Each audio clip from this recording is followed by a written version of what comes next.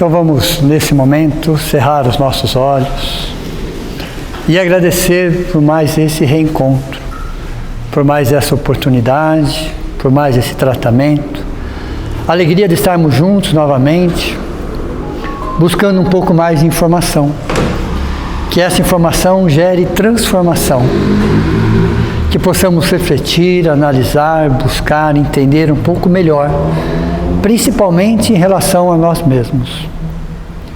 A toda a equipe espiritual dessa casa que nos acolhe, que nos ampara, que nos oferece um tratamento individual. Aos nossos entes queridos que se aproximam desse ambiente, desse momento. A toda a equipe de médicos, enfermeiros, socorristas, guardiões, amigos espirituais. Então é o momento que mergulhamos de corpo e alma. Cada um de nós, perto do nosso anjo da guarda, aprendendo, entendendo, agradecendo a Allan Kardec por ter nos trazido uma doutrina eminentemente consoladora, altamente esclarecedora. A todos os espíritos, espíritas ou não, mas que já entenderam que a única forma de se trabalhar é para trabalhar para o bem, pelo bem. E agradecemos a essa existência e a todas as oportunidades que estamos tendo de aprender um pouco melhor sobre espiritualidade, sobre as leis de Deus, todas elas idealizadas, construídas para a nossa felicidade. E que possamos aproveitar cada momento, cada situação, entendendo que o maior patrimônio que nós temos é o tempo. E temos que aproveitar melhor o tempo para o nosso crescimento em todos os sentidos. Somos espíritos, estamos aqui de passagem, e que possamos, a cada momento, a cada situação, ter a certeza que tudo, a médio e longo prazo, é para o nosso bem, para o nosso crescimento, e que possamos levar um pouco do muito que recebemos. Que assim seja. Hoje nós vamos falar sobre um transtorno no ano passado, e semana que vem nós vamos falar sobre epigenética, para vocês já saberem qual vai ser o assunto da semana que vem. Mas hoje nós vamos falar sobre um transtorno chamado transtorno de personalidade borderline. Então não é uma doença, é um transtorno. Então o primeiro conceito, que não existe doença borderline, existe um transtorno de personalidade borderline. Uma doença é aquilo que dá para mensurar. Um transtorno não dá, você não vê isso em laboratório, não existe um exame específico que a causa transtorno de personalidade borderline. Também conhecida como limítrofe, o limite, então ela tem um outro nome, mas ela é mais conhecida como borderline. Com a sigla T de transtorno, P de personalidade, B de borderline. Então quando vocês verem T, PB, transtorno de personalidade borderline. Então cada transtorno tem a sua própria sigla. Então nós vamos olhar o aspecto científico, o aspecto emocional, psicológico e o aspecto espiritual. Entender um pouquinho de cada um dos três. E aí sim, formar a primeira reflexão, a primeira ideia.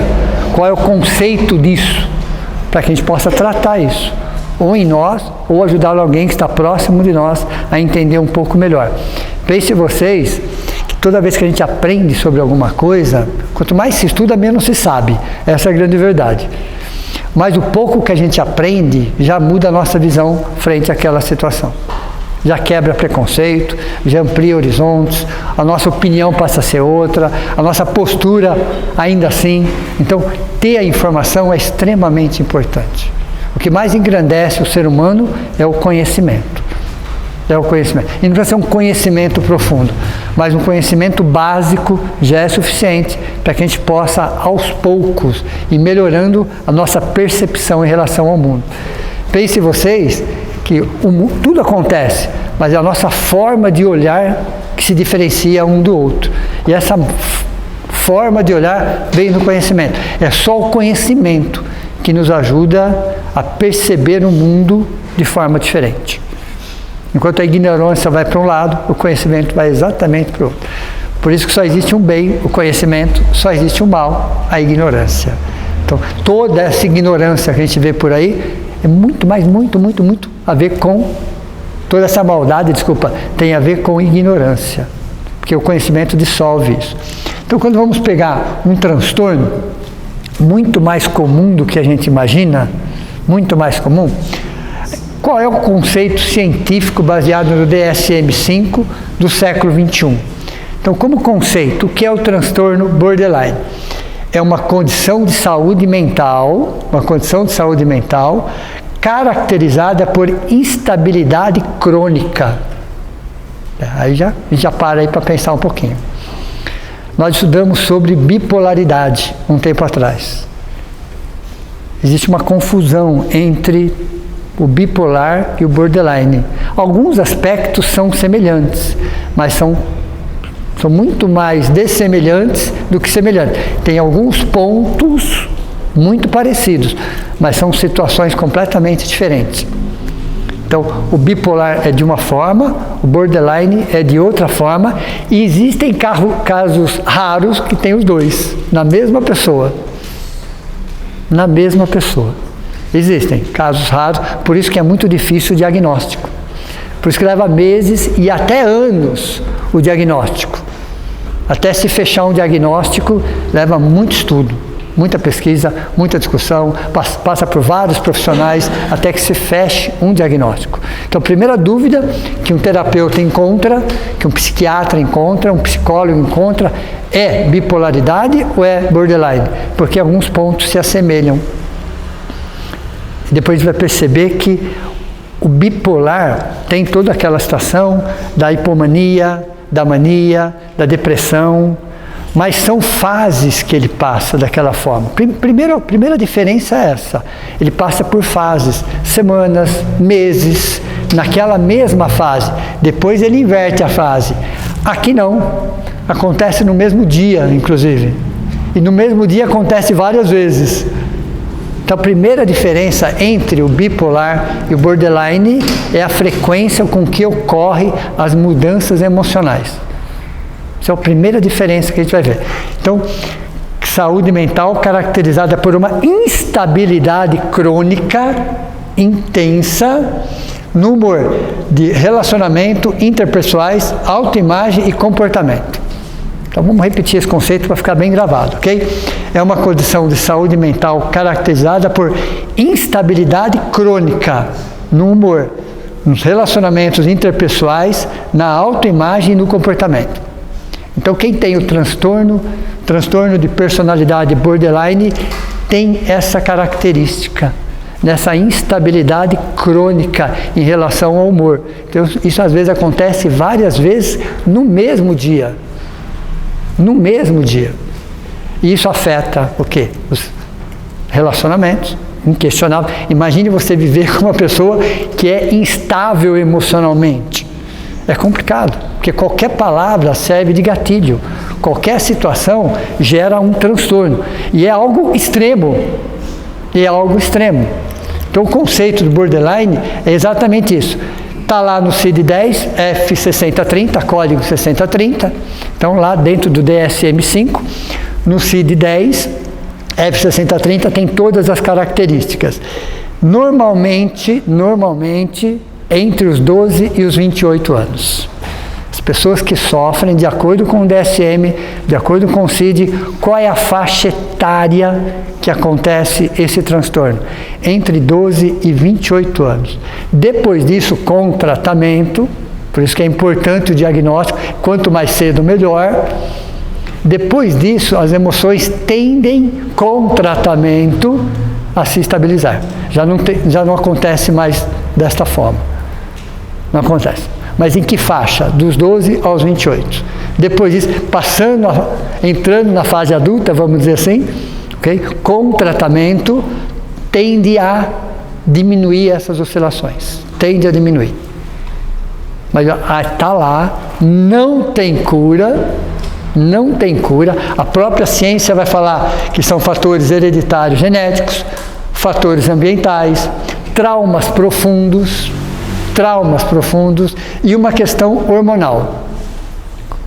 E uma questão também são gatilhos. Então, a própria ciência de hoje, do século XXI, não sabe detectar exatamente qual é a causa. Ela tem possíveis causas. Possíveis causas. Mas ela não consegue detectar ainda. Até porque é um transtorno, não é uma doença, é um transtorno. Então, nessa faixa de 12 a 28 anos, e as mulheres são a maioria. Aliás, vocês querem ser a maioria em tudo, né? 3 por 1. Tem doenças e transtornos que são mais característicos nos homens. Tem doenças e transtornos que são mais característicos em mulheres. Então, de acordo com o DSM, as mulheres são a maioria nesse tipo de transtorno. Em que relação? 3 para 1. Então, como conceito, o borderline é exatamente essa instabilidade crônica no humor. E vai de 8 a 80 em alguns minutos. Sai de uma condição para outra em questão de minutos. Vai de uma euforia para uma depressão em questão de minutos. Então, o borderline faz exatamente isso com a pessoa. Diferente do bipolar, que fica às vezes meses na mesma condição. O bipolar fica meses, semanas, meses na mesma condição. E depois ele alterna. Aqui não. No mesmo dia ele varia várias vezes. Eles são agressivos? Então, nós vamos chegar lá. Ok? Existem 4 tipos de transtorno de personalidade borderline. Os principais são 4 tipos. Primeiro tipo, borderline desencorajoso, inseguro. É um diagnóstico, é um tipo de tratamento, é uma condição específica. Tem esse transtorno de humor, mas ele é desencorajoso, ele é inseguro. Você percebe qual é a característica principal desse tipo de borderline. Aí é uma medicação específica, com uma terapia específica, com uma psicoterapia específica. Aí você tem o segundo, chamado borderline petulante, arrogante, prepotente. Petulante é exatamente isso, extremamente orgulhoso. Então, olha a diferença entre um e o outro. Enquanto o primeiro é desencorajoso, inseguro, o segundo é petulante, literalmente falando. Aí você tem o quê? Oposto, exatamente o oposto. Você tem uma prepotência, você tem uma arrogância, você tem um orgulho. É a segunda classificação de borderline, que aí também uma medicação específica, uma terapia específica e uma psicoterapia específica, porque a característica já é outra. O terceiro é o borderline impulsivo. Simplesmente ele age sem pensar, sem medir as consequências de nada. Estou com vontade e vou e faço. Simples assim. Estou com vontade e vou e faço. O petulante ainda vai pedir para você concordar com ele. O impulsivo não vai nem perguntar. O petulante vai perguntar, você vai concordar comigo, né? O impulsivo não vai nem perguntar. Ele vai e faz. Ele faz exatamente isso. E o borderline autodestrutivo. Então, o quarto chama borderline autodestrutivo. Ele muito mais se autoagride do que ele agride. Tem um processo de automutilação, inclusive. Até com tendências suicidas. Quando nós falamos, vamos chegar lá, mas vamos adiantar alguma coisa para vocês. Quando a gente entrar no assunto suicídio, nós vamos entrar, vai ter uma aula específica sobre isso.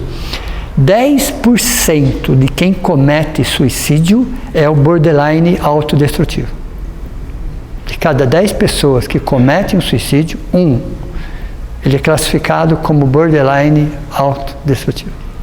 Então, o borderline é uma das causas do suicídio. Principalmente nesse quarto aqui.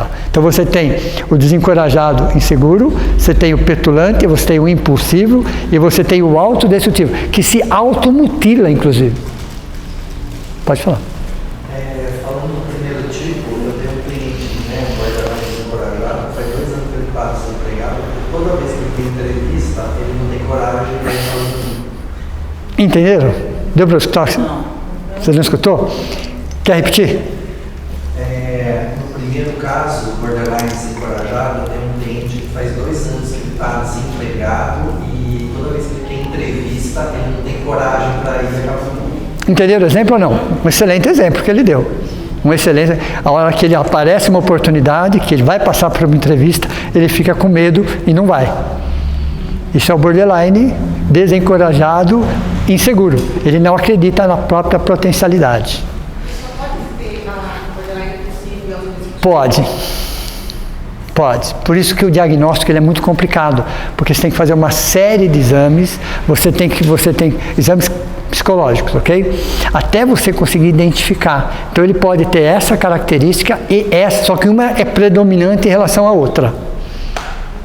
Uma sempre é predominante, você não tem as duas iguais.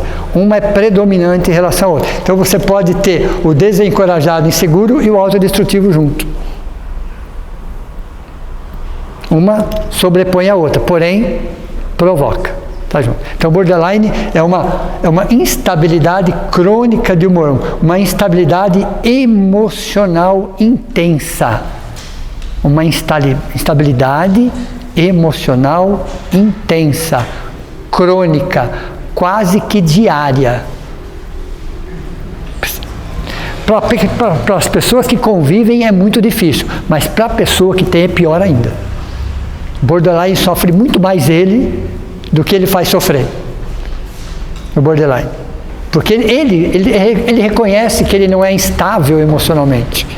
Só que quando ele tem as suas crises, ele vai de 0 a 100 em questão de minutos. Deu para vocês? Né? Na intensidade. Ele é quase 100% de emoção e 0% de razão. Quase 100% de emoção e 0% de razão. Ele é extremamente emocional. Extremamente emocional. Quase nada racional. Ele não está pensando no que ele está fazendo. Não dá tempo. Ele é extremamente emocional. Então, se ele for impulsivo, ele simplesmente age, sem pensar nas consequências. Veja, um transtorno mental grave, o próprio nome, né? O nome em português é limítrofe, ou no limite, mas é conhecido como borda, limite. Só para vocês conseguirem entender. Borda, limite. Ele está no limite entre a neurose e a psicose. Entre uma questão emocional, sentimental, que é a neurose, e um comportamento psicopata. Ele está no limite, ele está na linha que divide. Então, o borderline, borda significa o quê? Mas está limitando o quê? Uma neurose, que todos nós temos, e uma psicose. Ele está naquela linha. Por isso, do tratamento. Por isso, medicações específicas. Por isso, terapias. Por isso, psicoterapias. Quanto antes, melhor. Quanto antes, melhor. Porque, como ele tem uma tendência ao suicídio, veja, olha em que chega nesse ponto. Então, quando ele comete suas explosões, quando ele volta a si, ele quase se autodestrói, porque ele percebe o quanto ele exagerou, o quanto falou que aquilo que não deveria ter falado, o quanto fez aquilo que não deveria ter feito. Ele toma consciência. Quando ele toma consciência, ele vai do 100 para o 0. Em questões de minuto, ele vai do 100 para o 0. Ele vai do 0 para o 100 e vai do 100 para o 0. É exatamente isso. Então, quando ele vem aqui para baixo, qual é o sentimento? Eu falei o que não devia, eu fiz o que não devia, eu tomei decisões muito precipitadas, aí gera todo um problema e aí ele se culpa. Quando ele se culpa, é o momento mais perigoso. Chega até pensar em suicídio. Por isso que cada 10% comete o suicídio. Devido à sua instabilidade. Pode falar. Por eles serem 880, eles apresentam manias? Não, eles agem, não exatamente manias, não. Eles agem e reagem de forma muito intensa a uma situação que está acontecendo. Não é exatamente uma mania. Eles interpretam um fato e, baseado naquele fato, eles reagem. Só que eles reagem de forma intensa. Intensa. Uma explosão. Então, eles explodem e implodem. Entenderam? Eles explodem e implodem. É um espectro, pense sempre que é um espectro. Mesmo nesses 4 casos aqui, ó, é um espectro. Mesmo no borderline, desencorajado, inseguro, você tem o leve, o moderado e o severo. Mesmo no petulante, você tem o leve, moderado e severo. Então, toda vez que se fala em doença mental ou em transtorno mental, pensem sempre na palavra espectro. Em linhas gerais, leve, moderado e severo. Mas entre o leve e o moderado são várias faixas. Entre o leve, o moderado e o severo são várias faixas. É sempre um espectro. Hoje, quando eu falo hoje, eu estou falando de 2020 para cá. De 2 a 6% da população mundial tem esse transtorno. De 2 a 6% da população mundial, de acordo com o DSM. Mais moderno, que é de 2022. Eles falam, ó, de 2 a 6% da população mundial. Quais são as características principais de uma pessoa que tem o transtorno de personalidade borderline? Primeiro, impulsividade. Primeira característica é impulsividade. Segunda, medo extremo, por isso que eu grifei, medo extremo do abandono. Tem um medo exagerado, extremo do abandono, das pessoas abandonarem. Tem um medo, tem um pavor, na verdade não é um pavor, não é nem um medo, é um pavor. Então quem tem, estudando um pouco da psique das pessoas que têm borderline, se chega à conclusão que tem várias características, mas qual é aquela característica prevalecente, predominante? É um medo exagerado de ser abandonado. De ser abandonado. Ataques extremos de raiva, de tudo extremo, tudo exagerado. Ataques extremos de raiva, uma angústia crônica, uma tendência ao suicídio, um vazio existencial, e eles são explosivos e implosivos. Eles implodem antes ou depois. Então o implosivo para ele é muito pior do que o explosivo. Ele pode agredir, Cássio? Pode, dependendo do caso, sim. Depende do caso. Na explosão de raiva, depende de que situação que ele vai encontrar. Que situação ele vai... Pode se tornar uma agressividade? Pode. Não é comum. Não é comum. Não é normal, vamos dizer assim. Ok? Eles ficam mais do jogo das palavras. Mas pode acontecer? Pode acontecer. Pode acontecer, sem dúvida. Pode acontecer, tudo bem? São os casos mais severos. Ó, leve, moderado, severo. Você pega um caso severo que pode sim partir para uma agressão. Sem dúvida nenhuma. Pode sim. Eles têm, olha que interessante isso, eles têm uma capacidade intelectual e criativa acima da média. Quem tem um transtorno de personalidade borderline é um ser diferenciado na questão intelectual e criativa. São excelentes atores, excelentes atrizes. Só que tem um probleminha. Acabando aquela situação, aquela novela, ou aquela série, ou aquele filme, eles não se desligam. Eles continuam com o personagem. Entenderam isso ou não? Por que acontece com eles? Como eles são 8 e 80, eles mergulham de corpo e alma no personagem. Eles passam a viver o personagem, até fora de cena. Eles não estão atuando, mas na casa deles, eles estão como se eles fossem o personagem. Eles não conseguem separar uma coisa da outra. Eles não separam. Então, se eles estão representando um papel, eles estão ali representando o papel, fora dali representando o papel. Porque eles não conseguem se envolver pela metade ou separar. Eles são emocionais. Eles são quase 100% de emoção e 0% de razão. Então, por que eles são bons naquilo que eles fazem? Porque eles se entregam 100% de corpo e alma. Então, se ele é um cientista, 20 horas por dia estudando sobre aquele assunto. Então, eles desenvolvem com aquilo de tal forma que eles passam a ser diferentes. No bom sentido, claro, no bom sentido, porque eles mergulham de corpo e alma e a maior parte do tempo deles está envolvido com aquilo. Você faz um filme, acaba o filme, você estava representando um papel, acabou o filme e você continua com o mesmo papel e agindo da mesma forma fora dali.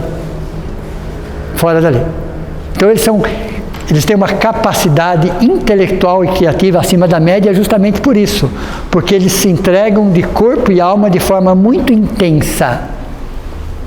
Só que nos relacionamentos, seja quais forem, pai, mãe, namorado, marido, não importa o relacionamento, eles se entregam de corpo e alma. Porém, eles esperam o mesmo. Entenderam ou não?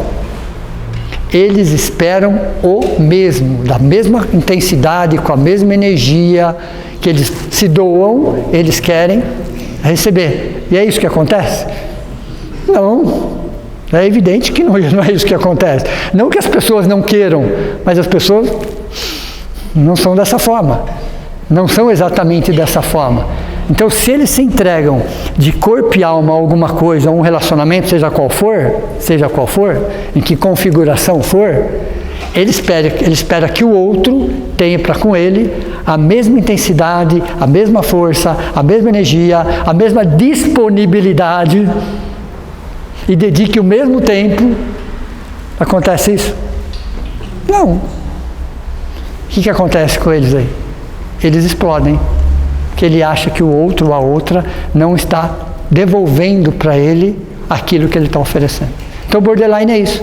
Ele se entrega 100%. Ele espera que as pessoas se entreguem 100%. Ele está ali de corpo e alma, 20 horas por dia. E ele acha que a outra pessoa tem que estar ali 20 horas por dia com a mesma energia. Como isso não acontece, há uns ataques de raiva e as explosões. Por isso que o borderline acontece essa fronteira entre a neurose de um sentimento e a psicose de um comportamento. Neurose é um sentimento. Todos nós somos mais ou menos neuróticos, sim ou não? Sim. Todos nós somos. Não conheço ninguém que não seja. Todos nós temos as nossas neuroses. Conflitos internos. Psicose é outra coisa, é um comportamento. Onde você gera um problema, você gera uma situação, você gera uma outra realidade. Todos nós temos as nossas neuroses. Então é uma fronteira entre a neurose e a psicose. E a maioria deles adoram animais. Todos nós gostamos, claro, evidente, isso é natural da gente, ok? Pelo menos a maioria das pessoas. A maioria deles, se dão muito bem com os animais. Eles adoram, eles têm uma afinidade com animais acima do normal de qualquer pessoa. É engraçado, né? Olhando a carinha de vocês assim, né? Faz tempo já, que eu estou falando alguns assuntos, parece que vocês se identificam com alguma coisa, ou a impressão minha, né? Desde que começamos a estudar sobre transtorno mental, você olha, a pessoa olha para cima, olha para baixo e pensa, né? Parece que a gente se identifica com alguma coisa, né? É muito bom às vezes estar aqui por causa disso, tá? É muito bom. Coça a barba, tem uns que coçam a barba, coça aqui, você entendeu? Eu me divirto muito com isso, entendeu? Porque você olha para isso aqui, olha para baixo, olha do lado, cutuca assim, sabe? Ah, sim, sem dúvida, né? Isso que você falou é interessante, porque toda vez que eu tenho que pegar o DSM para estudar algum transtorno, sim. Então diz lá, né? 5 ou mais desse, a tendência de você ter. Eu começo a levar, meu Deus, eu tenho isso. Aí eu nem signo, quando você começa a ler signo, nossa, eu sou desse signo. Tá fazendo bem. Eu diria que isso acontece comigo, porque eu estou estudando esse assunto e falo, caramba, melhor parar. Acho que eu vou mudar até o tema. Vamos mudar, né? Vamos mudar. Alguém ia falar alguma coisa? Desculpa. O que leva eles a chegar no ponto de se mutilar? Nós vamos chegar lá. Um pouco mais para frente a gente vai chegar. Só estou na parte científica por enquanto, pessoal. Só um ponto interessante que eu achei a matéria da bipolaridade. A bipolaridade falava que de 1 a 2,5% da população. Sim, brasileira. na bipolaridade. É de 2 a 6%, também maior. É mais grave, ó. Tanto que está aqui, ó. É um transtorno mental grave. É um transtorno mental, é até mais grave do que o bipolar. Até mais grave do que o bipolar. Porque o bipolar, entre aspas, ele é meio previsível. Tem hora que ele está de um jeito, tem hora que ele está de outro. Às vezes ele passa semanas ou meses na mesma faixa. Esse não, no mesmo dia acontece isso, ó.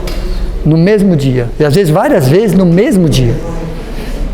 Essa é a primeira diferença entre o bipolar e o borderline, exatamente. Só que tem muitas coisas semelhantes entre eles. Porque o bipolar vai da euforia para a depressão. Aí passa pela mania, hipomania. Ele também faz, só que ele faz durante o mesmo dia aqui. Então qualquer coisa que contrarie, isso não acontece no bipolaridade. Mas aqui qualquer coisa que contrarie, já é um ataque de raiva.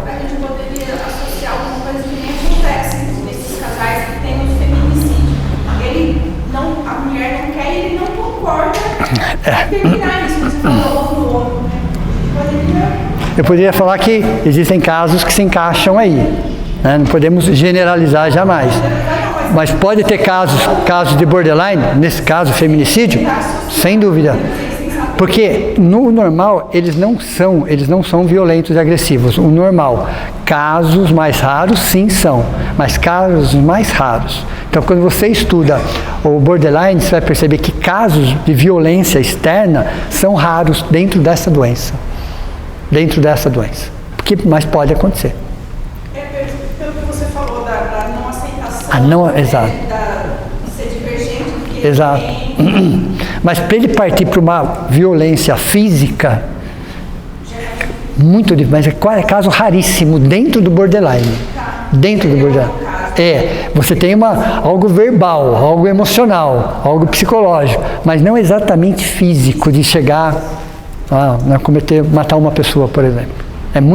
Casos raríssimos. Quando acontece? Quando tem uma outra comorbidade junto. Ela por si só não provoca isso. A borderline por si só. Agora, se tem uma outra comorbidade junto, isso pode somatizar. Ok? Veja, então as características é impulsividade, medo extremo de abandono. Interessante esse medo extremo de abandono no borderline. Ataques extremos de raiva, mas não chega à violência física. Angústia crônica. O que é angústia? É um vazio existencial. Porque o mundo não responde na mesma proporção. As pessoas não respondem na mesma proporção. Então são pessoas extremamente criativas, extremamente inteligentes, que precisa de um meio para alimentar aquilo ainda mais, e o meio às vezes não responde na mesma proporção.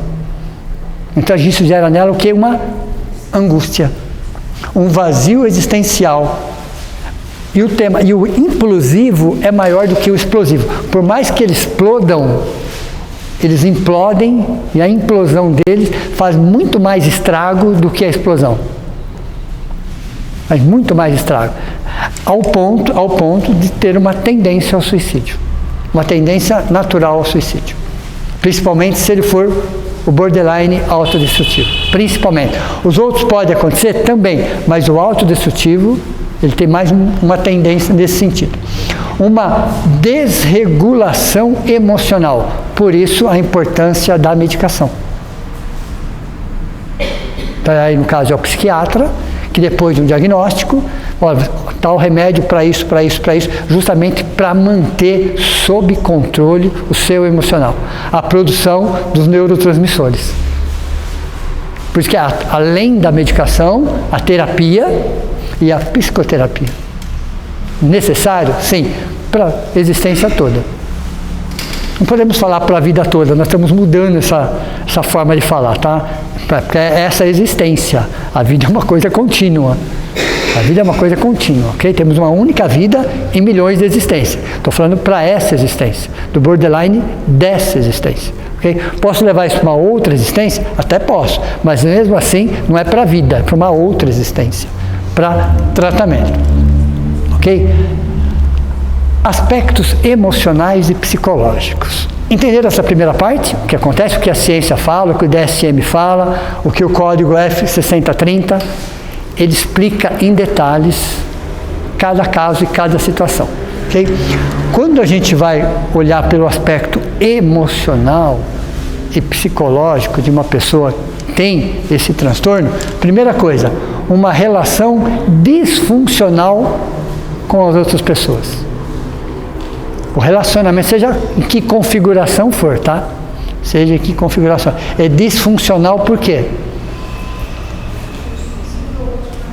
Porque o outro é um outro universo, é uma outra situação, são outros interesses. São outros interesses, são outras situações que acontecem. Então, não dá para você ficar ali 20 horas por dia cuidando. Não dá, literalmente falando. Até porque nessa faixa, 12, 28 anos, os pais, avós, também estão fazendo outras coisas além de cuidar daquilo. Não está 20 horas por dia olhando aquilo e cuidando daquilo e atendendo todos os interesses. Então ele tem uma relação disfuncional com as pessoas. Então, ter um relacionamento, se relacionar, fazer parte de uma família onde você percebe que a relação com os outros é disfuncional porque o outro não responde na mesma medida. Então esse disfuncional vem exatamente porque o outro ou a outra não responde com a mesma intensidade. Então gera vazios, gera crises, exatamente sobre isso. Uma automutilação, então, é normal uma pessoa que sofre de borderline se mutilar, se cortar, literalmente falando? Sim, isso é um aspecto normal na maioria deles. Eles se automutilam, porque quando eles geram essa dor, esse machucado, é como se aliviasse um pouco a alma deles. Entenderam ou não? Eles estão com uma dor tão profunda na alma que toda vez que eles se ferem, eles se machucam, aquela dor alivia um pouco a dor interna. A dor externa alivia a dor interna. Então é normal, em transtorno de personalidade borderline, eles se automutilarem, cortarem, literalmente, a perna, os braços. É uma forma de alívio. De alívio. O sentimento de culpa muitas vezes está tão ali que é um alívio. É um alívio. Eles se sentem aliviados no momento que eles estão se automutilando. Porque a dor é menor. A dor externa é menor do que a dor interna. Então é uma forma de alívio.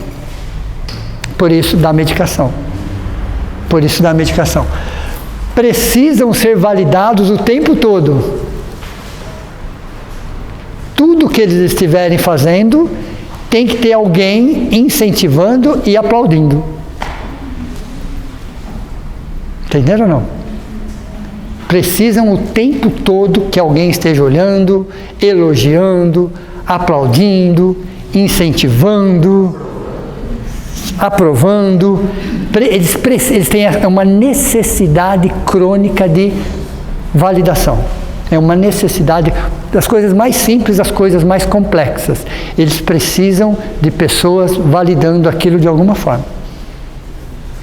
E quando as pessoas não validam, por várias razões, ou quando não concordam, ou quando não aceitam, como é que eles se sentem? Abandonados. Eles se sentem abandonados. Eu não sou amado. Então, são pessoas que cobram muito, cobram exageradamente. Elas cobram, porque elas precisam ser validadas, serem elogiadas, serem incentivadas. Então, quando eles têm um projeto, eles querem que as pessoas entrem no projeto, toda vez que faz alguma coisa diferente, ou o básico, mesmo que ela faça o básico, mesmo em cima do básico, ela quer ser elogiada. Ela precisa ser elogiada, ela precisa ser percebida. Ela não consegue fazer as coisas só por ela. Ela precisa ter, de alguma forma, alguém olhando para ela. Incentivando, elogiando, agradecendo, qualquer coisa. Então é a sensação crônica de validação. Tem muito isso na internet hoje em dia ou não? Mais do que a gente imagina. Muito mais do que a gente imagina. O que é esse? Estou falando desse excesso. É a falta de amor próprio. Então ele precisa de alguém para falar o quanto você é boa para fazer isso, o quanto você é bom para fazer aquilo. Ela precisa. Ela por si só não tem essa avaliação dela mesma. Nem que ela faça uma coisa muito bem feita, e ela sabe que foi feita, mas tem que ser uma terceira pessoa para falar aquilo. Ela não consegue, ela por si só, entender o que ela fez. Por melhor que seja. Ela precisa de plateia, vamos dizer assim. Ela precisa de plateia. das coisas mais simples, mais básicas, as coisas mais extraordinárias, elas precisam de plateia o tempo todo. Isso é uma característica da personalidade borderline no aspecto psicológico e emocional. As oscilações são muito rápidas de humor. Quando eu falo muito rápido, eu estou falando em questões de minutos. Então vai de 8 a 80 em questão de minutos. De extremamente triste a extremamente eufórico. A de extremamente eufórico é extremamente triste. No mesmo dia. No mesmo dia. Frente a uma situação. Estava extremamente alegre, extremamente feliz, extremamente eufórica, até que não foi validada. Até que alguém não percebeu. Mudou a chavinha. Muda completamente a chavinha. Então ela não vem devagar a chavinha. De 80 vem para 8. Despenca. Aí entra numa tristeza profunda, numa depressão profunda, numa angústia profunda e fica ali. Aí ela tem uma outra ideia, um outro projeto. Então ela sai daquela depressão e vai buscar um outro projeto. E vai de novo. Estão percebendo como que ela faz? Então nessas oscilações extremas de humor, por isso que fala o conceito, as oscilações extremas de humor frente a uma situação. E por que elas são excelentes naquilo que elas fazem? Porque elas mergulham. É como se não existisse mais nada do lado, elas mergulham de corpo e alma naquilo. Acorda e vai dormir pensando naquilo. Então, se ela é um cientista, por exemplo, ela fica 20 horas por dia estudando sobre aquele assunto. Parece que o mundo não existe mais. Se ela é uma atriz, ou um ator, um músico, seja como for, no meio artístico, ela tende a ser uma das melhores. Porque ela perde o foco de outras coisas e mergulha de corpo e alma. Um esportista, seja o que for, ela mergulha de corpo e alma naquilo. Quando aquilo acaba, ela continua do mesmo jeito. Ela tem uma dificuldade muito grande em se desligar daquele personagem, daquela pesquisa, daquele momento que ela viveu. Isso é o borderline. Olha o perigo que é isso. Já ouviram falar de casos, né, de atores no cinema que têm dificuldade em se libertar do personagem? Já ouviram falar disso ou não? É isso, ó. É isso. Porque não separa uma coisa da outra. Não separa não consegue separar uma coisa da outra. Tem um artista brasileiro que teve esse problema. Tem. É mais comum do que a gente imagina, inclusive. Okay? Sim. Ó, eles têm uma percepção extrema, então elas entram no ambiente, elas percebem o ambiente, elas percebem as pessoas. Então a percepção delas é acima da normal também.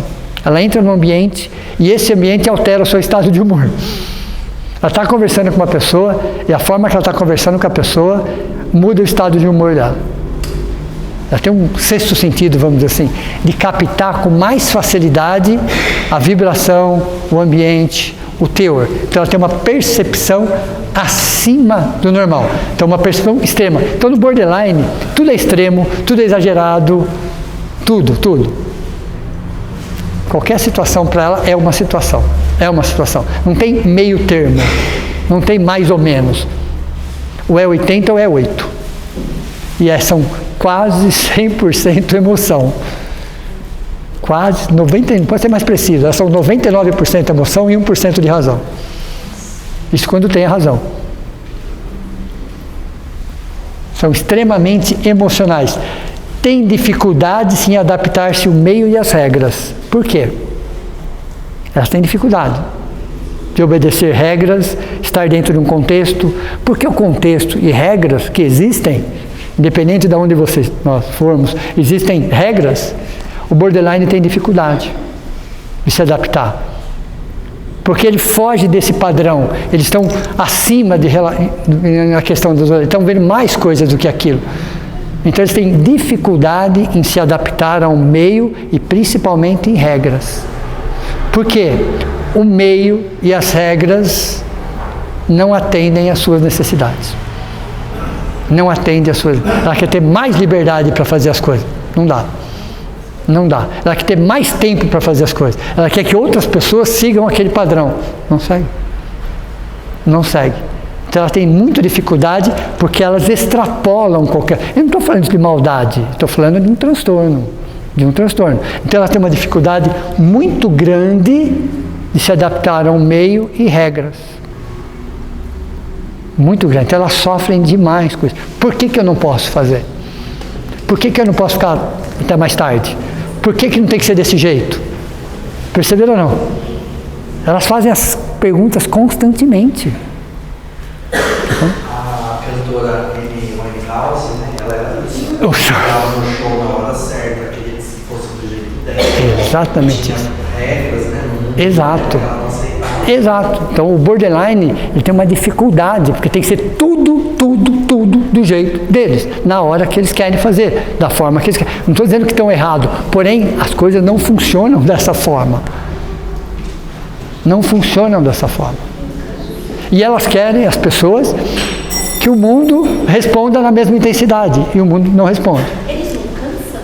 Não, cansar eles cansam, por isso que gera uma angústia, de tanto brigar com o exterior, que elas cansam. Quando elas cansam, ela vem aqui para baixo, entra numa fase de depressão. Então elas estão lá em cima, naquele projeto, e quer que o mundo faça da mesma forma. Aí ela percebe que não consegue, aí elas explodem. Quando elas explodem, elas cansam, elas caem aqui embaixo. Mas ela não aprende nada. Não, estão num tratamento, pessoal, estão num processo de aprendizado. Aí elas se silenciam.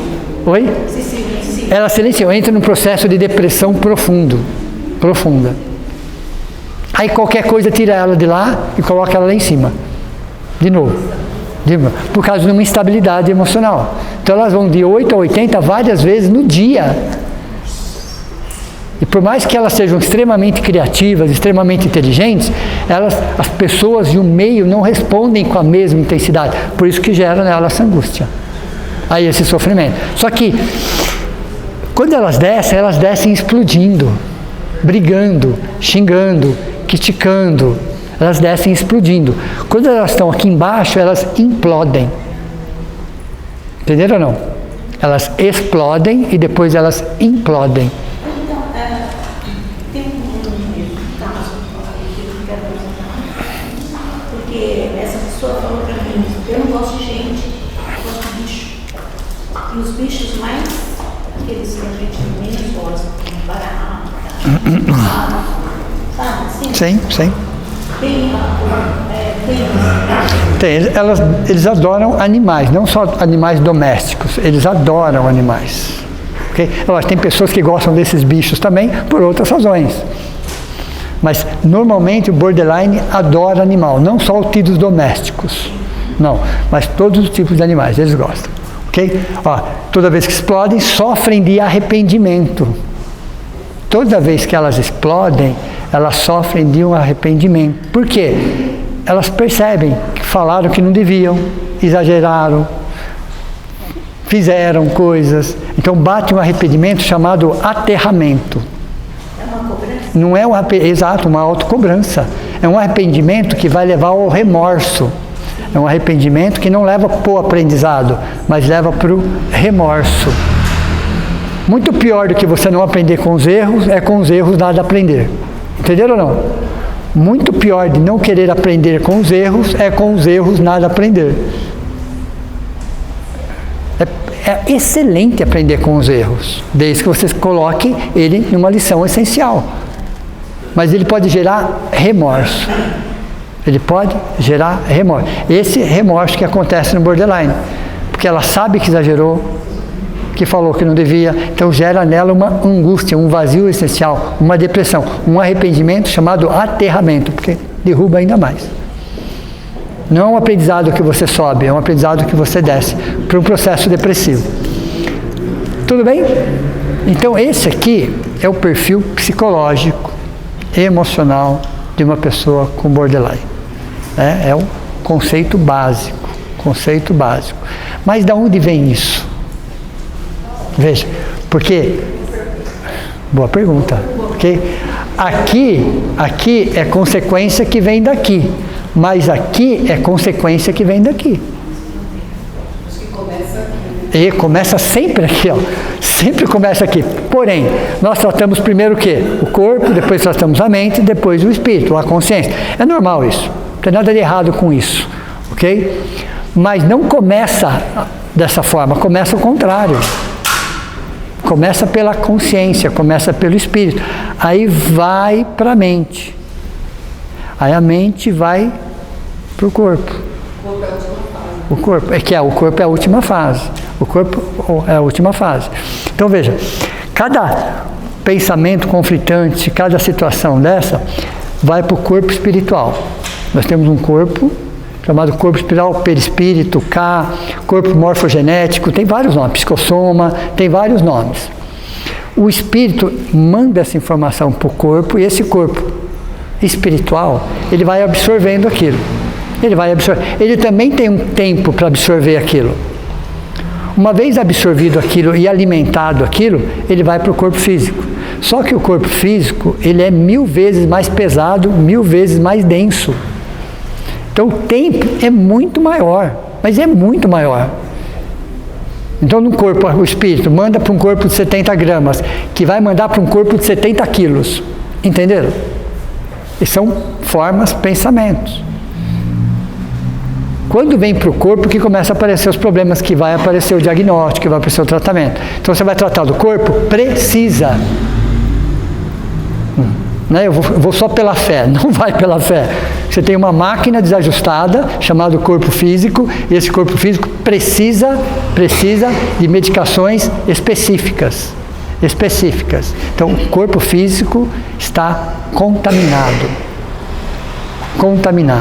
Então, o espírito, a consciência, pensa, a mente reflete, o cérebro processa, o corpo executa. Sempre é esse o caminho. Sempre esse caminho. Então todos os problemas começam no corpo? Nenhum problema começa no corpo. Nenhum problema começa no corpo. E muito menos a natureza erra, tá? Esqueçam isso, por favor. Ok? Não existe a menor possibilidade disso. Muito menos tem um problema com o nosso sistema imunológico. Não tem problema nenhum com o nosso sistema imunológico. Então é o espírito que joga isso para o corpo espiritual, que joga isso para o corpo físico. Então você vai cuidar do corpo físico, depois você vai cuidar da mente. Então a medicação vai te ajudar a te colocar em condições para fazer um trabalho chamado terapia, psicoterapia. Porque os monstrinhos que começaram com meio milímetro de diâmetro já estão com 1,5 metro de altura. Começou com meio milímetro, está com 1,5 metro de altura. Então você vai precisar de medicação, porque ele está consumindo toda a sua vitalidade. Esses monstros que nós criamos, magos, ressentimentos, sentimento de culpa, são monstros, literalmente falando, que vão se alimentando da sua energia vital. Eles vão se alimentando de um tipo de energia. Então a medicação faz com que você recupere uma parte dessa energia para você buscar tratamento. Aí você vai buscar o tratamento para olhar para esses monstros. À medida que você vai olhando para esses monstros, você vai retrabalhando isso. E aí eles vão diminuindo de tamanho. Eles vão diminuindo de tamanho. Mas quem vai resolver isso é a consciência. Por isso que mais de 90% das doenças são psicossomáticas. A ciência já fala isso hoje. Que mais de 90% das doenças são psicossomáticas. São ilusões, são conflitos internos. Então a causa de tudo está exatamente aqui. Aqui. Só que você tem que cuidar dos três. Você tem que cuidar dos três.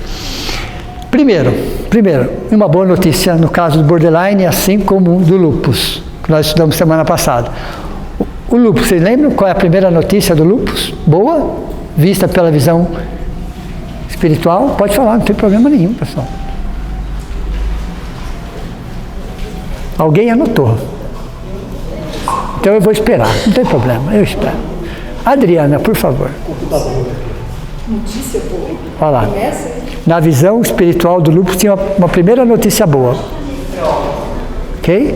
É a resolução e o fechamento de um ciclo. Lembram disso?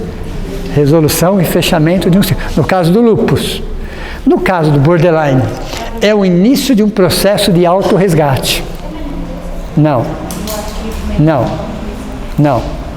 Então, quando você olha pelo ângulo espiritual, o que o borderline está falando? Olha, é o início de um processo de autorresgate. O espírito está cansado, está esgotado, não aguenta mais aquela situação. Então ele já está entendendo a necessidade de voltar para si mesmo. Ele já está sentindo essa necessidade de entender o que está acontecendo com isso. A maioria, porque o borderline não começa dessa existência, veja, 12 anos, a faixa entre 12 e 28, já vem, que aqui, ó, fatores hereditários, genéticos, ambientais, traumas profundos e hormonais vão acrescentar. Esses fatores não são a causa principal. A ciência fala que está aqui, tudo bem, sem dúvida. E vai tratar baseado nisso. Porém, isso aqui vai somatizar com uma situação que já traz. Uma predisposição mórbida. Quando você traz uma predisposição mórbida, então fatores genéticos hereditários somatizam, fatores ambientais, porque nós somos a média das 5 pessoas que nós convivemos, vocês sabem disso, né? Nós somos a média das 5 pessoas que nós mais convivemos. Eu não entendi essa risadinha, pessoal, né? Pare para ver, nós somos a média das 5 pessoas que nós mais convivemos. Eu sou uma pessoa boa, convive só com o meu gato. Gente, Escutou essa? Escutou essa? Então está aqui, ó, adoram animais, né?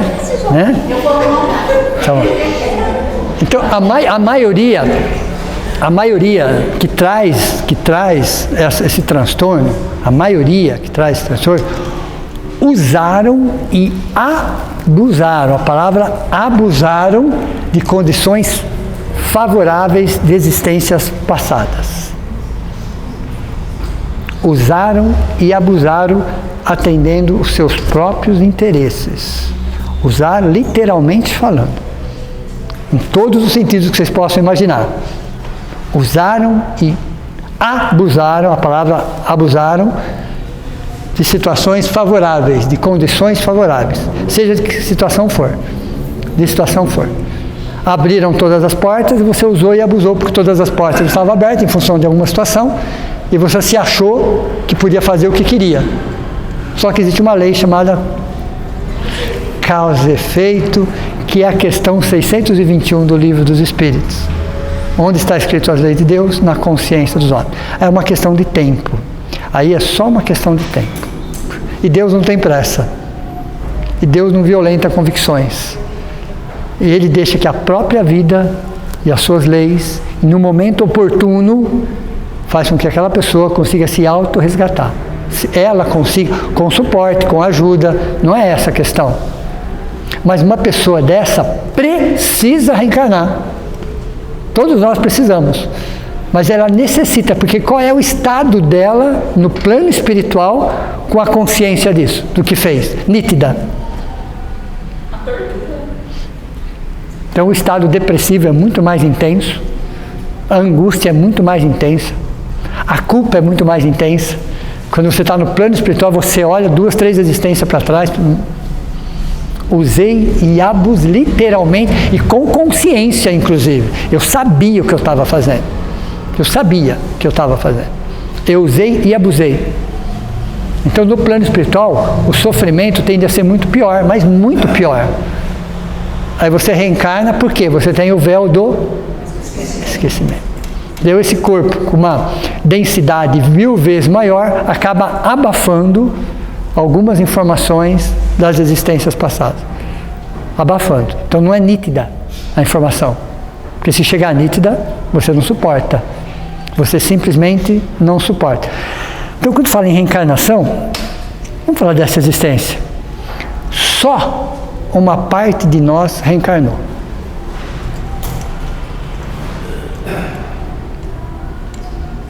Só uma parte de nós reencarnou. Alguém pode perguntar, onde está o resto então, né? Não, está aqui o resto, está junto. A parte que nós damos conta nessa existência. O que você dá conta na próxima? Aí tem o anjo da guarda, os espíritos familiares, né, os benfeitores, orientadores. Depois de anos conversando, passando por todo tipo de terapia e psicoterapia, o que você dá conta para a próxima? E o resto a gente deixa para depois. Mas se você resolver nessa, talvez nem precise o depois. Entenderam ou não? É interessante a conta que os espíritos superiores fazem. Olha, você tem... Eu vou falar de uma forma simbólica. Tudo bem? Só para entender. Chega à conclusão que a nossa dívida é 10. Estou só numerando, tudo bem? Só. Aí eles falam assim para nós, olha, vai lá para pagar 1. Esse 1, se você pagar em dia, eu libero os outros 9. Entenderam ou não? Ó, você deve 10, nós vamos dividir em 10 parcelas. Se você pagar 1, que seria a primeira parcela, em dia, eu libero os outros 9. E parcela a primeira parcela, inclusive. Ok? Entenderam como eles falam? Olha a matemática deles. Você deve 10. Vai dividir em 10 partes. Só vai reencarnar uma parte. Se você cuidar dessa parte, eu libero você das outras 9. É um bom negócio, não é? É um excelente negócio. Sem juros, sem correção? Sem juros, sem correção, sem nada. Aí a gente vem com uma unha encravada e passa a vida inteira reclamando.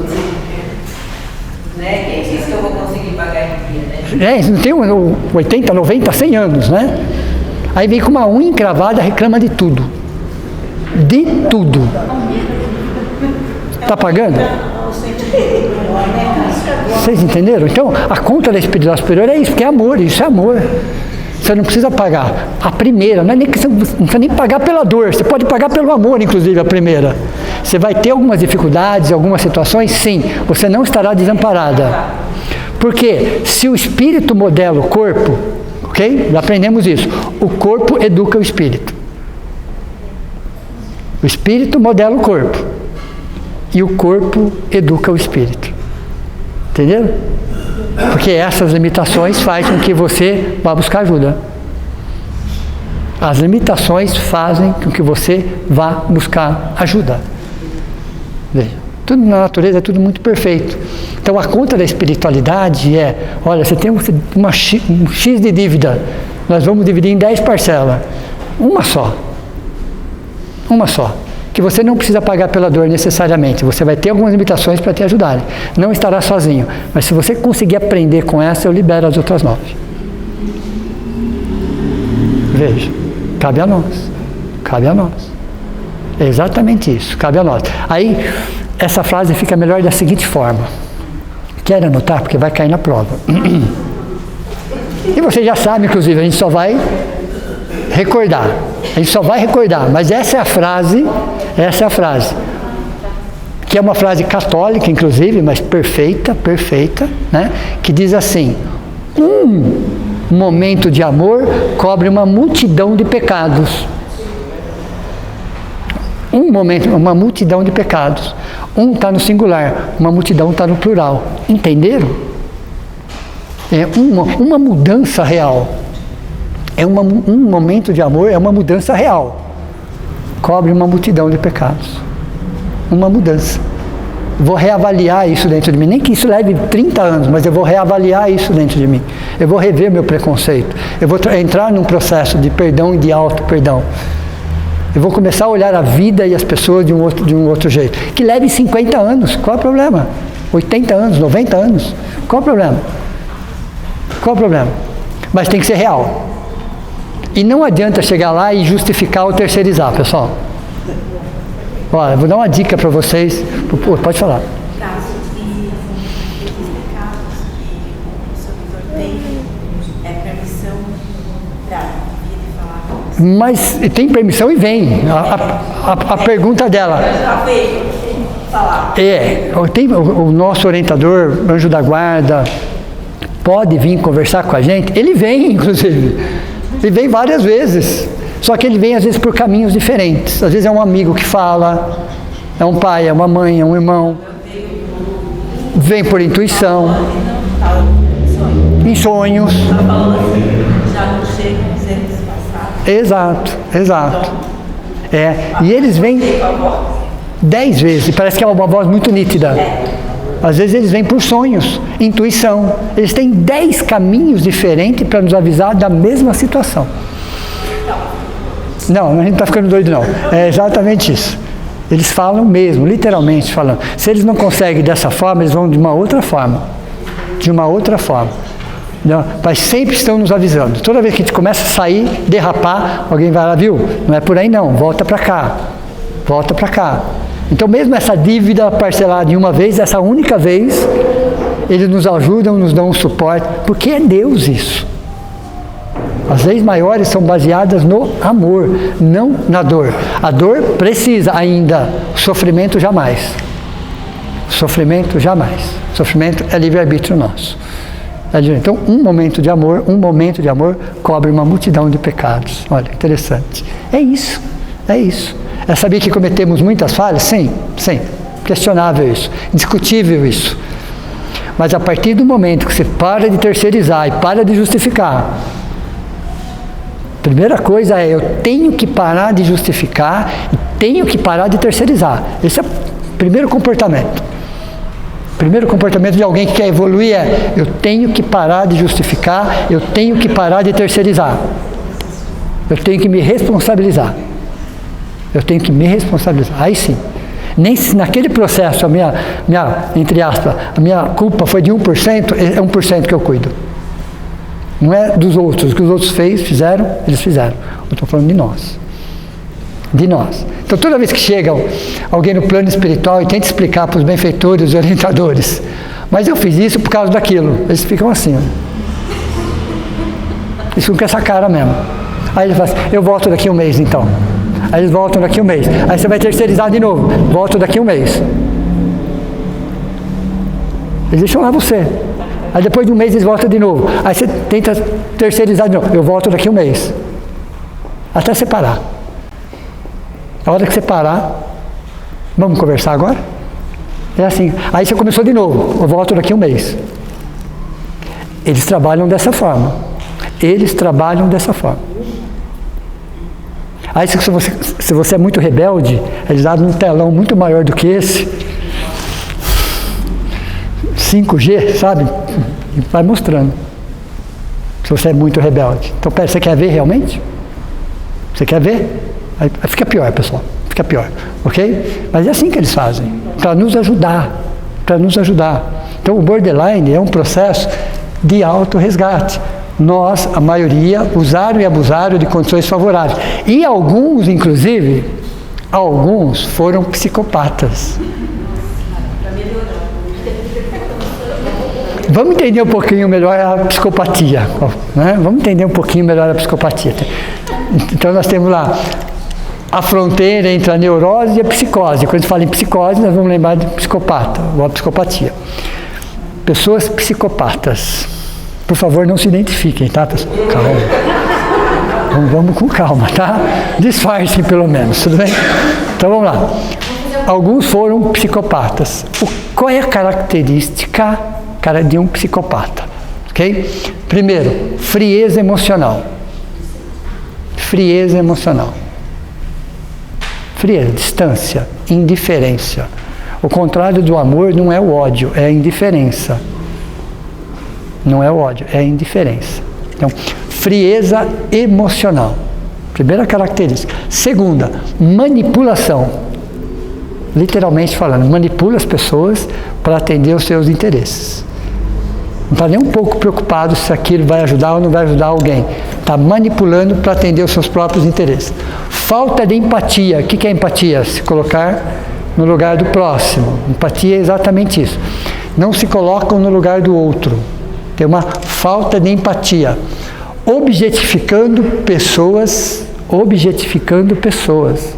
Pessoas se tornam objetos. Literalmente falando, pessoal.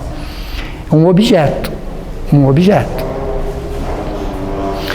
Quando a gente começa a estudar, por mais mórbido que seja, vou falar da Segunda Guerra Mundial, que está mais próximo de nós.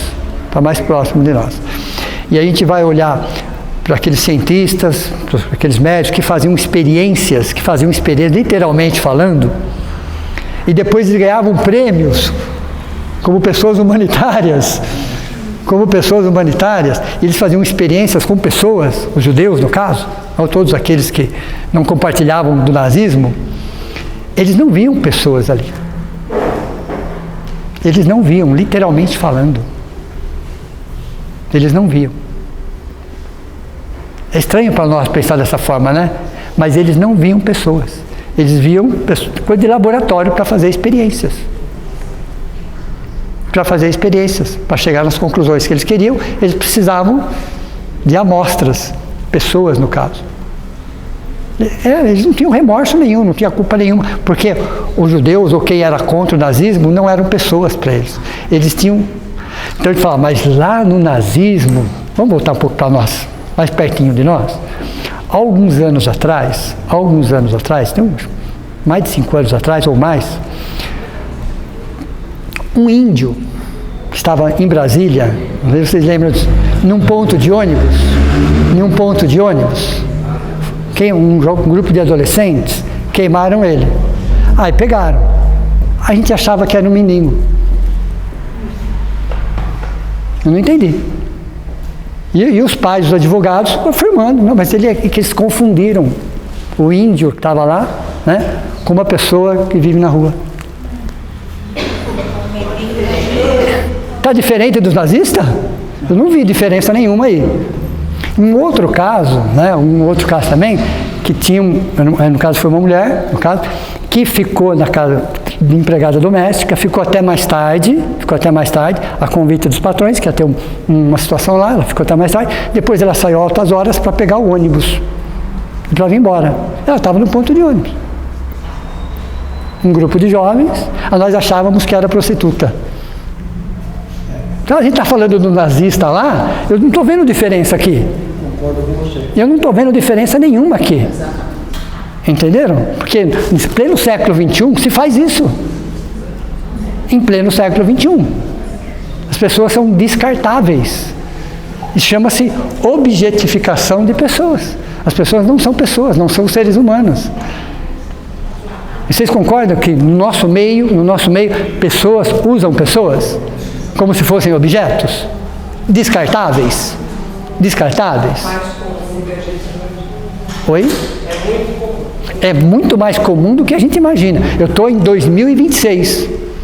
Só que tem uma diferença, né, Cássio? Antes eles não sabiam o que nós sabemos hoje. Então, o problema hoje é muito mais grave, inclusive. Hoje nós conhecemos. É muito mais grave. Então, essa questão de que os nazistas faziam, em 2026 estão fazendo também de uma outra forma, de um outro jeito. Desconsideram aquele ser humano como um ser humano e acham que pode fazer com ele como se fosse qualquer objeto, literalmente falando. Qualquer objeto, literalmente falando. Então, objetificando pessoas e usando de crueldade psicológica e física.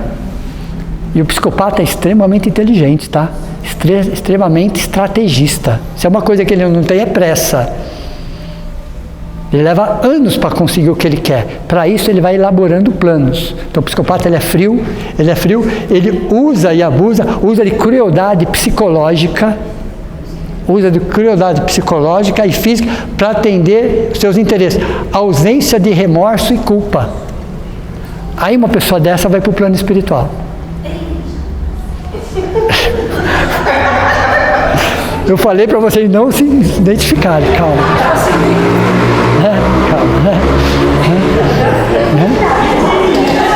Mas todos nós, fiquem tranquilos, todos nós. A carinha deles aqui é tudo igual. Você só, entendeu? Só. É, exato. E aí quando uma pessoa... É isso, o Joaquim. O bom do Joaquim, né, é que ele dá uma mexida nas coisas aqui, ok? Tudo bem que ele é corintiano, mas tem tudo bem, sem problema nenhum, tá? Mas é uma outra história, né? Ausência de remorso e culpa. Então, quando um espírito desse vai para o plano espiritual e depois de muito sofrimento, que ele toma consciência disso daqui, vamos voltar aqui, medo extremo de abandono. De onde vem esse medo extremo de abandono? Isso daqui. Ok?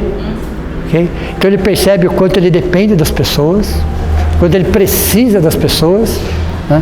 Ele continua com esse transtorno, então ele precisa de pessoas. Mas por quê? Ele abandonou as pessoas, literalmente, desconsiderou as pessoas, não respeitou as pessoas. Então, ou ele está aqui ou ele está aqui, mas a maioria usaram e abusaram das condições favoráveis. E alguns foram verdadeiros psicopatas. Isso gera um transtorno mental chamado borderline. Então, todas essas características aqui, ó, tem muito a ver com ele, com um sentimento de culpa cronificado, cristalizado, o medo, olha, o medo extremo do abandono, como se ele tivesse abandonado todo mundo.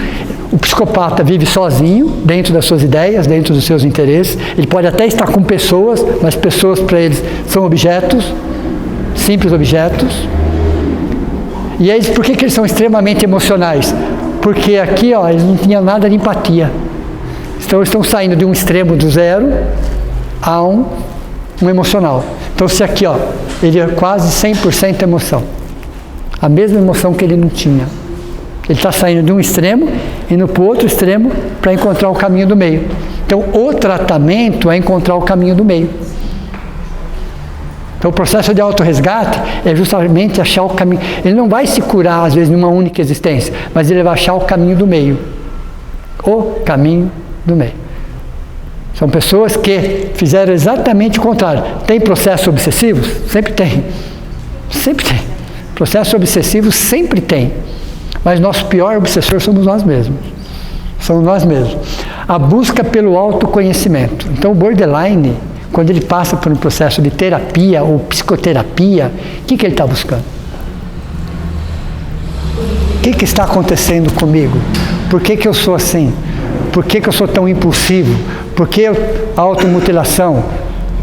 Quer dizer, tem alguma coisa que está desencaixado dentro dele. O que é os dois extremos? Saiu de um extremo, esse extremo, de frieza total, para um extremo chamado emoção total. De um processo onde você desconsiderava pessoas, para um processo que você precisa das pessoas. E de forma intensa. O primeiro tratamento já aconteceu no plano espiritual, só que ele precisa reencarnar. Ele precisa reencarnar, porque senão ele não ia suportar ficar no plano espiritual. Só que ele traz esse transtorno. Não, demora. Às vezes, por isso que eu falo, às vezes, já foi dado o primeiro passo lá, o segundo passo aqui, depois tem um terceiro passo no plano espiritual, e pode ser que haja um quarto passo numa outra existência. Só que os sintomas são menores. Então, quando você fala em regeneração, já falamos isso várias vezes, o que é a regeneração? É o que está degenerado. O que está degenerado? É você se identificar com onde está degenerado e começar um processo de regeneração. O borderline está fazendo isso. Só que ele sai de um extremo e vai para o outro extremo. De falta de empatia para muita empatia. Só que ele não achou o ponto de equilíbrio. Ele não achou, ele só saiu de um extremo e foi para o outro. Então o borderline é um extremo. Um extremo comparado com o quê? Com esse. Então, no tratamento físico que precisa, no tratamento emocional que precisa, ele também tem que buscar algo chamado espiritualidade. Ele tem que buscar algo chamado, não estou falando de religião, que pode até ser, mas não é, na essência não é. Porque espiritualidade é um jeito de ser. Espiritualidade é um jeito de ser. É você entender que você é uma consciência, é você entender que você é mais do que o seu corpo, é você entender que a sua consciência fica fora do seu corpo, tanto que ela te analisa. Olha interessante, que você não é a sua mente só reflete, tanto que você analisa a sua mente, mas eu estou pensando isso mesmo? É exatamente isso que eu quero? Veja, se você está fazendo isso é porque está fora. É como se tivesse uma terceira pessoa olhando para você. Tem certeza? Esse tem certeza é a consciência. E essa consciência ela só vai se melhorar quando ela começar a estudar sobre si mesmo, com temáticas conscienciais, espirituais. Então você tem medicações específicas com o psiquiatra, precisa, terapias e psicoterapias, precisa. Nós chamamos aqui de evangelioterapia, mas é a busca pela espiritualidade. Não importa os caminhos. Todos são caminhos. Então esse é o tratamento que faz com que essa pessoa nessa existência, com um diagnóstico precoce, consiga manter toda uma existência, um equilíbrio. com medicação. Então ela vai oscilar muito menos, ela vai depender de pessoas muito menos, graças à medicação e graças à psicoterapia. E na psicoterapia, o que é a psicoterapia? É o conhece-te a ti mesmo. A psicoterapia nada mais é do que o conhece-te a ti mesmo. Entender? Sabe por que eu tenho explosões de raiva? Por que eu tenho explosões de ciúmes? Por que eu sou tão inseguro em relação àquilo? Às vezes você pode ter um trauma de infância, sim, também é tratado. Também é tratado. Mas também é tratado. O problema não vem o borderline não vem do problema de um trauma de infância. O trauma de infância só vai somatizar. Porque senão, todas as pessoas que tiveram trauma de infância têm borderline? Não. Não. Então, o trauma de infância, a ausência do pai, da mãe, qualquer coisa nesse sentido, também é tratado nesse sentido. É você rever aquele ponto com outros olhos. Sozinho você consegue? Não. Não, esqueçam. Sozinho a gente não chega a lugar nenhum. Você precisa sempre entender que você é um corpo, que você é uma mente e que você é uma consciência. E tratar o 3 em 1. Tratar o 3 em 1. Porque essa é a fase de regeneração. Se está acontecendo isso no mundo, no século XXI, que essa quantidade de pessoas, é porque chegou a fase mais crítica da humanidade. Essa é a fase de transição. As novas gerações que ainda vão nascer, já não trazem muito dessas situações. Já não trazem sim coisas, mas não com essa intensidade. Porque elas vão estar mais ou menos em equilíbrio, então só vão terminar um tratamento. Nós aqui estamos começando um tratamento. As próximas gerações vão terminar esse tratamento. É o final. Então, regeneração, somos todos doentes em regeneração. Nunca vi um espírito de regeneração saudável. O próprio nome já é autoexplicativo. Mas são espíritos que se reconhecem doentes, que pararam de terceirizar, que pararam de justificar e colaboram com o tratamento. Essa é a diferença de regeneração. Essa é a diferença de regeneração. E quando você colabora com o tratamento, o que acontece? Literalmente falando. Literalmente. Em todos os sentidos. Em todos os sentidos. Um doente que colabora com o tratamento. Um doente que não colabora com o tratamento. Você deve conhecer pessoas assim, que às vezes tem a mesma doença, 2 pessoas, um colabora com o tratamento e o outro não colabora com o tratamento.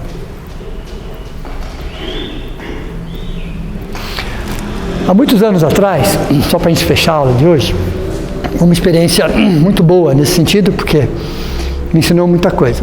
Tem um hospital para frente de Itu, chamado Pirapitingui. É uma fazenda, na verdade. Isso. Lá era a Hanseníase, onde as pessoas eram abandonadas lá na década de 40, 50, 60, literalmente falando, abandonadas. Naquela época, Hanseníase era lepra, e todo mundo tinha medo daquilo, achava que era contagioso. As pessoas eram abandonadas, literalmente falando. E é uma grande fazenda, quem já foi lá sabe, é enorme. Hoje é enorme. Não sei mais o que é lá hoje, né? E nós íamos uma vez por mês visitá-los, ok? É uma cidade, literalmente falando, tinha um mercadinho lá dentro, tinha igreja lá dentro, tinha posto de saúde lá dentro, tinha enfermaria, tinha psiquiatria, tinha cadeia, tinha de tudo. Um lugar muito florido. Eu nunca vi tanta jaca na minha vida como aquela lá. Jaca e manga, então, era assim, cheirava de tanto, tinha mais de 1000 pés de jaca, imagina. E bem aquilo caindo, que abre, né? Mas enfim, e manga, era uma fazenda, né?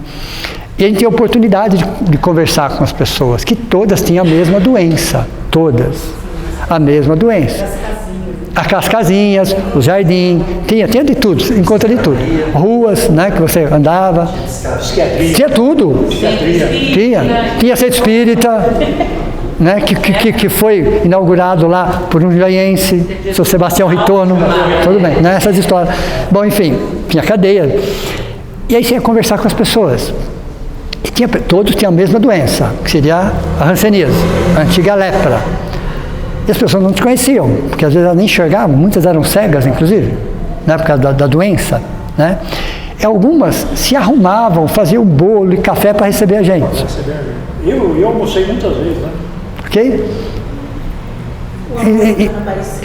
Então, quer dizer, algumas pessoas, aí você saía de lá ia para o outro, pavilhão. As pessoas te xingavam de tudo quanto era nome. Verdade, né? Eram agressivas, literalmente falando. O palavrão ali era normal. Pergunta é: mesma doença, mesmo lugar, as duas foram abandonadas, o mesmo hospital, o mesmo tratamento. Qual é a diferença então? Deu para vocês entenderem ou não? Aqui, os dois com a mesma doença. Mas os que não aceitaram o Davi eram enviados? Não, estavam todos no mesmo lugar. As casas era uma coisa, a psiquiatria era outra, pessoal. Os pavilhões era uma fazenda. Então você tinha as casas, tinha a psiquiatria. Eles não ficavam misturados, mas ficavam no mesmo lugar. Era uma cidade, uma pequena cidade. Ok? Era o estágio de cada um. E esse pavilhão era no mesmo terreno, no mesmo... Era na mesma fazenda. Na mesma... Não exatamente se encontravam, né? Porque não conseguiam nem andar. Então eles não ficavam andando. Quem tinha condições de andar? E tinha escola, pessoas casavam lá dentro, tinham filhos lá dentro, tinha pessoas que nunca saíram de lá de dentro. Mas o interessante é que você via a mesma doença, a mesma situação, as histórias todas muito parecidas, a mesma medicação. Você percebia que o tratamento recebido era idêntico. Era idêntico. Tanto que uma, até hoje eu lembro, ela falou assim, ela estava bem velhinha já, ela falou assim: quando eu morrer, né, ela falou assim, eu vou pedir para Deus me deixar aqui. Né, eu assim, né, por nada, né. Aí eu fui perguntar, por quê? Não devia ter perguntado, né. Ela falou, porque aqui, ó, ela não me conhecia, ela era cega, pessoal, ok? Porque aqui, todo dia de manhã, os passarinhos vêm cantar na janela. Eu só olhando, né? As flores aqui perfumam esse ambiente. Os médicos vêm todo dia visitar a gente. Os enfermeiros. Vocês vêm visitar a gente sempre. Todo final de semana tem gente diferente visitando aqui. Isso aqui é o paraíso.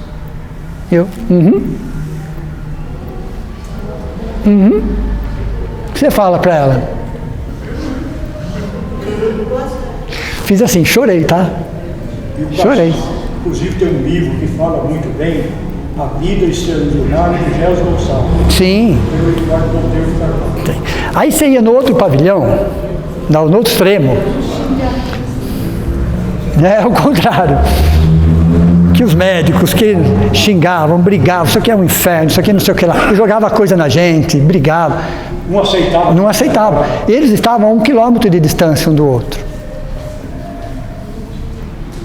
Concordam que existia a mesma razão para os dois estarem ali? As histórias são muito parecidas, só que um estava aprendendo com a doença e o outro. Agora a pergunta é, o que vai precisar acontecer para aprender? E não tem nada a ver com Deus isso, pessoal. Porque Deus já deu a fazenda, já deu pessoas, já deu tratamento, né? Deu tudo que podia dar para que esses espíritos se recuperassem. Mas alguns se revoltavam ainda mais. É assim que funciona. Então, onde está o problema? Não está fora. Está dentro da gente. Está dentro, gente. Pode falar. Tinha um espírito lá que na casa dele, ele não aguentava, né? Recebeu visita de evangelho, ele colocou a plaquinha assim, crente só tem da manhã. Eles passavam lá e não entravam. E outra coisa interessante, numa lá dos pavilhões, tinha uma pessoa lá que o apelido dele era Ray Charles. Ele parecia o Ray Charles, né? De obra, porque ele era cego. Exatamente. E aí nós levamos uma menina que era secretária na grupo, que falava alemão, né? Sim. A gente chegou lá e falou para ela, fala alemão com ele. Ele falou, como assim fala alemão com ele? Ele falou, não, ele fala alemão. Ele era analfabeto, veio do norte de Minas Gerais, era analfabeto de alemão. Da onde vem isso? Aí teve, só para terminar, tá? Teve um caso lá, você tem Coca-Cola? Eu falei, tenho, está lá na perua, eu trago para você, né?